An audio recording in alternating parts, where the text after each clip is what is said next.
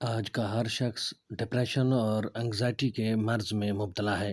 Depression और anxiety की बड़ी वजूहात कौन-सी हैं और उन पर काबू पाने का क्या तरीका है? ये सब जानिएगा आज की इस वीडियो में। जुड़े रहिए हमारे यूट्यूब चैनल मोटिवेशनल ट्रेंड्स के साथ। बिस्मिल्लाहिर्रहमानिर्रहीम वस्सलातु वस्सलामु अला रसूलिहिल करीम।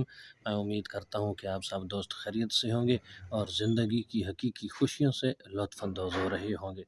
तो ये चलते हैं, जानने की कोशिश करते हैं कि डिप्रेशन की वजूहात कौन-सी हैं और उन पर कैसे काबू पाया जा सकता है। डिप्रेशन और एंग्ज़ायटी की सबसे बड़ी वजह है मनफ़ी सोचना।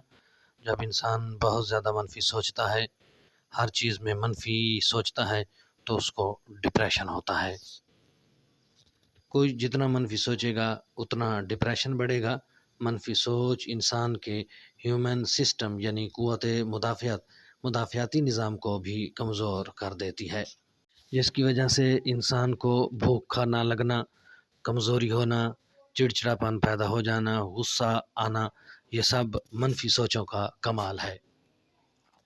ख़ुद को मुस्बत बनाएं, हर चीज़ में तवाज़न रखें। 50% अगर मनफ़ी सोच है तो 50% सोच कम अज़ कम मुस्बत ज़रूर रखें, लेकिन याद रखें मनफ़ी को मुस्बत पर कभी हावी ना होने दें।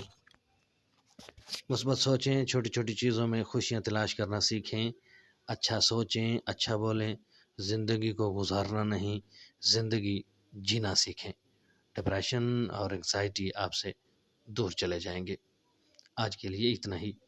वीडियो पसंद आए तो लाइक कीजिएगा, शेयर कीजिएगा और कमेंट सेक्शन में जाकर अपनी राय से ज़रूर आगाह कीजिएगा। आपकी दुआओं का तालिब आपका अपना खान गुलाम मुस्तफ़ा बलोच।